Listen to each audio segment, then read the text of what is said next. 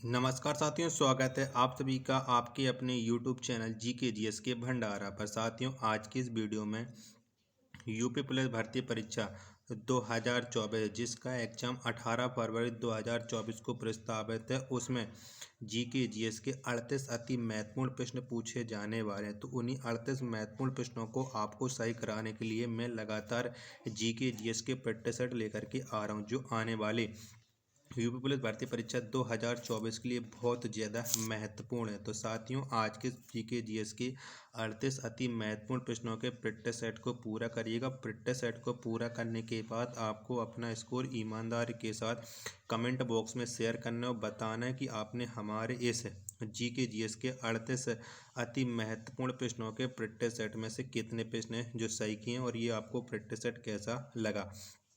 Practice set पसंद आए तो वीडियो को लाइक, कमेंट और चैनल को सब्सक्राइब करना ना भूलें। और इस प्रैक्टिस सेट को आप लोग अपने सभी साथियों के पास जरूर शेयर कर देना जो आपके साथ यूपी पुलिस भर्ती परीक्षा 2024 में सिलेक्शन पाने के लिए दिन रात मेहनत करने में लगे हुए हैं। तो फिर चलिए शुरू करते हैं। तो पहला प्रश्न है आपके सामने कि भगत सिंह ने कब असेंबली हॉल में बम फेंका था। तो कब फेंका था भगत सिंह ने असेंबली हॉल में बम? तो 1929 में। कब? 1929 में बम फेंका था। तो एक का जो आंसर होगा वो ऑप्शन संख्या बी इस का राइट आंसर हो जाएगा। प्रश्न संख्या 2 है आपके सामने कि मुस्लिम लीग ने पहली बार कब पाकिस्तान के निर्माण की मांग रखी। तो कब रखी थी ये आपको बताना है। प्रश्न संख्या 2 का राइट आंसर क्या हो जाएगा? चलिएगा फटाफट से इस प्रश्न का आंसर बताओ। तो मुस्लिम लीग ने 1940 में रखी थी। कब? 1940 में रखी थी पाकिस्तान की मांग। तो 2 का जो आंसर होगा वो ऑप्शन संख्या सी इस प्रश्न का राइट आंसर हो जाएगा। चलिएगा प्रश्न संख्या अब आपके सामने 3 है कि कैबिनेट मिशन के अध्यक्ष कौन थे। तो बताओ प्रश्न संख्या 3 का राइट आंसर क्या हो जाएगा? कैबिनेट मिशन के अध्यक्ष कौन थे? तो कैबिनेट मिशन के जो अध्यक्ष थे वो फैथिक लॉरेंस थे। क्या? फैथिक लॉरेंस थे। तो 3 का जो आंसर होगा वो ऑप्शन संख्या बी इस प्रश्न का राइट आंसर हो जाएगा। चलिएगा प्रश्न संख्या 4 है आपके सामने कि आज़ादी के पूर्व प्रथम स्वाधीनता दिवस कब मनाया गया। तो कब मनाया गया था ये आपको बताना है। तो आज़ादी के पूर्व जो प्रथम स्वाधीनता दिवस मनाया गया था ये 1930 में मनाया गया था। तो 4 का राइट आंसर ऑप्शन संख्या डी इस प्रिंस का राइट आंसर हो जाएगा।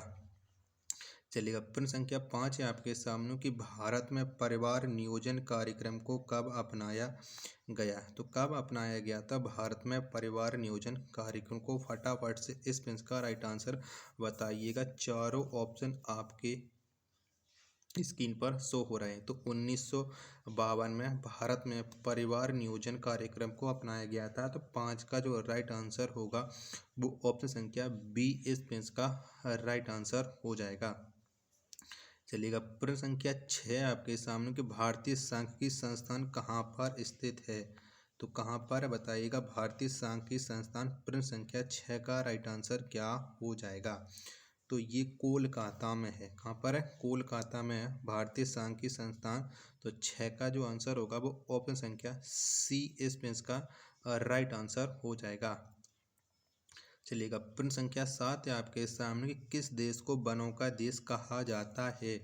तो कौन से देश को हम वनों का देश कहते हैं? फटाफट से इस प्रश्न का राइट आंसर बताइएगा।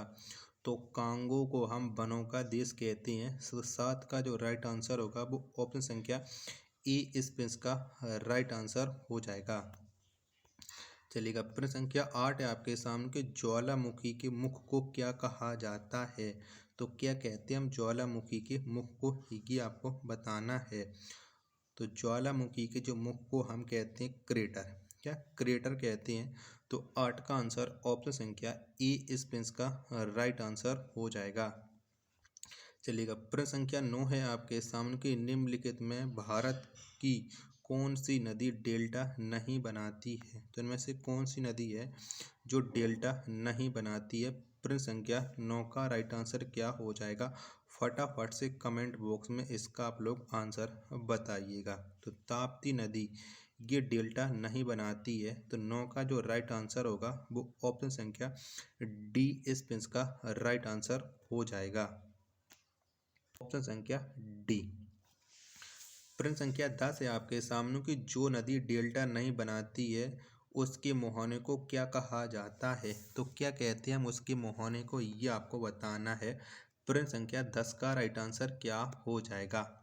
तो जो नदी डेल्टा नहीं बनाती उसके मुहाने को हम एस्चुरी कहते हैं। क्या एस्चुरी कहते हैं। तो 10 का जो आंसर होगा वो ऑप्शन संख्या बी इस प्रिंस का राइट आंसर हो जाएगा।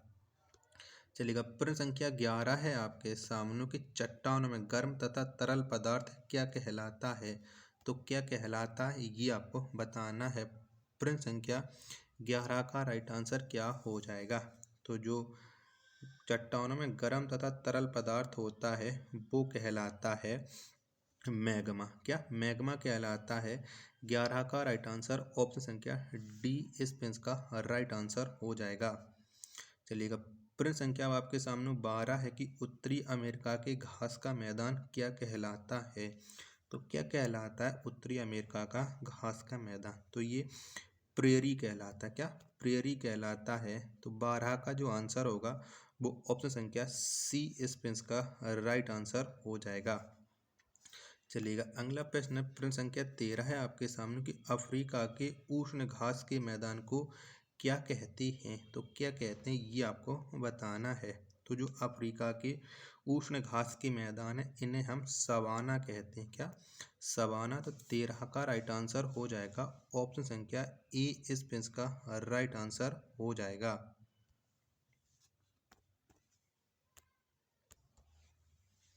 चलिएगा, प्रश्न संख्या 14 है आपके सामने कि अफ्रीका के शीतोष्ण घास का मैदान क्या कहलाता है। तो क्या कहलाता है अफ्रीका का शीतोष्ण घास का मैदान। तो ये वेल्स कहलाता है। तो 14 का जो आंसर होगा वो ऑप्शन संख्या डी इस प्रिंस का राइट आंसर हो जाएगा। चलिएगा, प्रश्न संख्या 15 है आपके सामने कि ध्वनि तरंगें किस माध्यम से चल सकती हैं। तो कौन से माध्यम से चलती हैं ध्वनि तरंगें, ये बताना है। प्रश्न संख्या 15 का राइट आंसर। तो जो ध्वनि तरंगें वो ठोस तथा गैस दोनों में चल सकती हैं। तो 15 का जो आंसर होगा वो ऑप्शन संख्या डी इस प्रिंस का राइट आंसर हो जाएगा। चलिएगा, प्रश्न संख्या 16 है आपके सामने कि किस से होकर गुजरने पर प्रकाश की गति न्यूनतम होगी। तो किस से होकर न्यूनतम होगी बताओ। प्रश्न संख्या 16 का राइट आंसर क्या हो जाएगा। तो कांच से होकर गुजरने पर प्रकाश की जो गति वो न्यूनतम होगी। 16 का आंसर ऑप्शन संख्या सी इस प्रिंस का राइट आंसर हो जाएगा। चलिएगा, प्रश्न संख्या 17 है अब आपके सामने कि आवर्त सारणी का सबसे बड़ा आवर्तक कौन है। तो कौन है बताओ फटाफट से। इस प्रिंस का राइट आंसर क्या हो जाएगा। तो आवर्त सारणी का जो सबसे बड़ा आवर्तक है वो है छठवां। क्या छठा है। तो 17 का जो आंसर होगा वो ऑप्शन संख्या सी इस प्रिंस का राइट आंसर हो जाएगा। चलिएगा, प्रश्न संख्या 18 है आपके सामने कि आवर्त सारणी का सबसे छोटा आवर्त कौन है। तो कौन सा है। तो आवर्त सारणी का जो सबसे छोटा आवर्त है वो है पहला। क्या है पहला है। तो 18 का आंसर ऑप्शन संख्या ए इस प्रिंस का राइट आंसर हो जाएगा। चलिएगा, अगला प्रश्न है अब आपके सामने प्रश्न संख्या 19 है कि गर्दन में कशेरुकों की संख्या कितनी होती है। तो कितनी होती है। तो गर्दन में जो कशेरुकों की संख्या होती है वो होती है 7। कितनी होती है 7 होती है। तो 19 का जो आंसर होगा वो ऑप्शन संख्या बी इस प्रिंस का राइट आंसर हो जाएगा। चलिएगा, प्रश्न संख्या 20 है आपके सामने कि राष्ट्रीय गीत को सर्वप्रथम कब गाया गया था। तो कब गाया गया था राष्ट्रीय गीत को सर्वप्रथम, ये आपको बताना है। तो 1896 में। कब 1896 में राष्ट्रीय गीत को सर्वप्रथम गाया गया था। तो 20 का जो आंसर होगा वो ऑप्शन संख्या ए इस प्रिंस का राइट आंसर हो जाएगा। चलिएगा, प्रश्न संख्या 21 है आपके सामने कि देश में आपातकाल अब तक कितनी बार लागू हुआ है। यानी कितनी बार देश में अब तक आपातकाल लग चुका है ये आपको बताना है। तो देश में अब तक 3 बार, कितनी बार, 3 बार आपातकाल लग चुका है। तो 21 का जो आंसर होगा वो ऑप्शन संख्या सी इसमें इसका राइट आंसर हो जाएगा। चलिएगा, प्रश्न संख्या अब आपके सामने 22 है कि अंतर्राज्यीय परिषद की बैठक वर्ष में कितनी बार होती है। तो कितनी बार होती है बताओ। तो अंतर्राज्यीय जो परिषद की बैठक ये वर्ष में 3 बार होती है। कितनी बार, 3 बार। तो 22 का जो आंसर होगा वो ऑप्शन संख्या सी इसमें इसका राइट आंसर हो जाएगा। प्रश्न संख्या 23 है आपके सामने कि अरुण गहराई की खोज किस वर्ष हुई थी। तो कब हुई थी अरुण गहराई की खोज, ये आपको बताना है। तो फटाफट से प्रश्न संख्या 23 का राइट आंसर बताइएगा। तो अरुण गहराई की खोज ये 1781 में हुई थी। तो 23 का जो आंसर है वो ऑप्शन संख्या ए इस पेंस का राइट आंसर हो जाएगा। चलिएगा, प्रश्न संख्या अब आपके सामने 24 है कि पृथ्वी अपने अक्ष पर कितने डिग्री झुकी हुई है। तो कितने डिग्री झुकी हुई है पृथ्वी अपने अक्ष पर। तो ये जो झुकी हुई है ये झुकी हुई 23.5 डिग्री। कितनी, 23.5 डिग्री। यानी 24 का जो आंसर होगा वो ऑप्शन संख्या बी इसका राइट आंसर हो जाएगा। चलिएगा, प्रश्न संख्या 25 है आपके सामने कि एशिया का सबसे कम जनसंख्या वाला देश कौन है। यानी कौन से देश में सबसे कम जनसंख्या निवास करती है ये आपको बताना है। तो एशिया का जो सबसे कम जनसंख्या वाला देश है वो है मालदीव। कौन है, मालदीव है। 25 का आंसर ऑप्शन संख्या बी इसका राइट आंसर हो जाएगा। चलिएगा, प्रश्न संख्या 26 है अब आप लोगों के सामने कि वो है कौन सा महाद्वीप है जहां एक भी मरुस्थल नहीं है। तो बताओ कौन से महाद्वीप में एक भी मरुस्थल नहीं है। प्रश्न संख्या 26 का राइट आंसर क्या हो जाएगा। तो यूरोप, कौन सा, यूरोप महाद्वीप में एक भी मरुस्थल नहीं है। तो 26 का जो आंसर होगा वो ऑप्शन संख्या सी इसमें इसका राइट आंसर हो जाएगा। चलिएगा चलिएगा, प्रश्न संख्या 27 है आप लोगों के सामने कि द्वीपीय महाद्वीप किस महाद्वीप को कहा जाता है। तो किसे कहते हैं हम द्वीपीय महाद्वीप। प्रश्न संख्या 27 का राइट आंसर क्या हो जाएगा। तो ये हम कहते हैं ऑस्ट्रेलिया। किसे, ऑस्ट्रेलिया को। 27 का आंसर ऑप्शन संख्या बी इस प्रिंस का राइट आंसर हो जाएगा। चलिएगा, प्रश्न संख्या 28 से आप लोगों के सामने कि आइसलैंड की संसद को क्या कहा जाता है। तो क्या कहते हैं हम आइसलैंड की संसद को, ये आपको बताना है। प्रश्न संख्या 28 का आंसर क्या हो जाएगा। तो एल्थंग, क्या एल्थंग कहते हैं हम आइसलैंड की संसद को। तो 28 का जो आंसर होगा वो ऑप्शन संख्या ई इस प्रिंस का राइट आंसर हो जाएगा। चलिएगा, प्रश्न संख्या 29 है आपके सामने कि ब्रिटेन का राष्ट्रीय चिन्ह क्या है। तो क्या है ब्रिटेन का राष्ट्रीय चिन्ह, ये आपको बताना है। प्रश्न संख्या 29 का राइट आंसर आप लोग बताइएगा फटाफट से कमेंट बॉक्स में।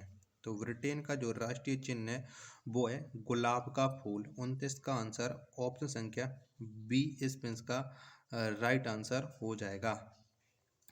प्रश्न संख्या 30 है आपके सामने कि बरनामा किस देश की समाचार एजेंसी है। तो कौन से देश की समाचार एजेंसी है बरनामा। तो जो बरनामा है ये समाचार एजेंसी है मलेशिया। किसकी है, मलेशिया की है। 30 का आंसर ऑप्शन संख्या ए इस प्रिंस का राइट आंसर हो जाएगा। चलिएगा, प्रश्न संख्या 31 है आपके सामने कि ओटावा किस नदी के किनारे स्थित है। तो कौन सी नदी के तट पर स्थित है ये ओटावा आपको बताना है। तो जो ओटावा है ये स्थित है सेंट लॉरेंस नदी के तट पर। किसके, सेंट लॉरेंस नदी के तट पर। 31 का जो आंसर होगा वो ऑप्शन संख्या ए इस प्रिंस का राइट आंसर हो जाएगा। चलिएगा, प्रश्न संख्या 32 है आपके सामने कि आंध्र प्रदेश राज्य की स्थापना कब की गई। तो कब हुई थी आंध्र प्रदेश राज्य की स्थापना, ये आप लोगों को बताना है। तो आंध्र प्रदेश राज्य की स्थापना हुई थी 1953 में। कब, 1953। तो 32 का जो आंसर होगा वो ऑप्शन संख्या सी इस प्रिंस का राइट आंसर हो जाएगा। चलिएगा, प्रश्न संख्या आप लोगों के सामने 33 है कि भारत का प्रथम वृक्ष वास्त्र कौन है? तो कौन सा है? तो भारत का प्रथम वृक्षपात तो ये है पृथ्वी। क्या पृथ्वी है?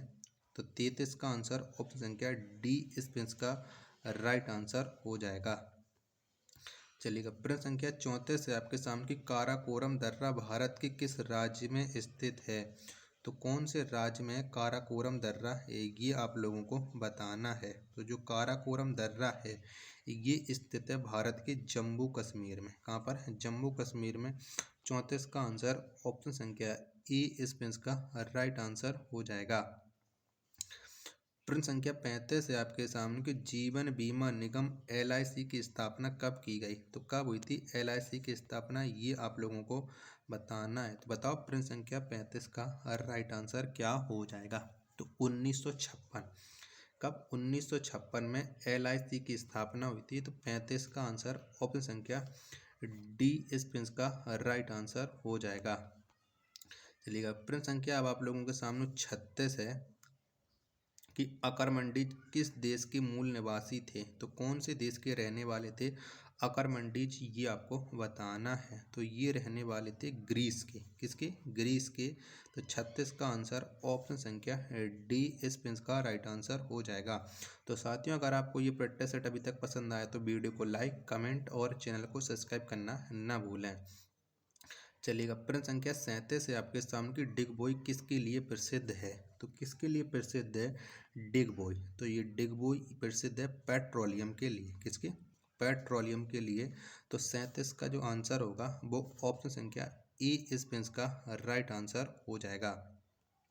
चलिएगा, प्रश्न संख्या 38 और लास्ट प्रश्न है आज के इस प्रैक्टिस सेट का कि भारतीय विषयों को कितने भागों में बांटा गया है? तो कितने बांटों में बांटा गया ये आपको बताना है।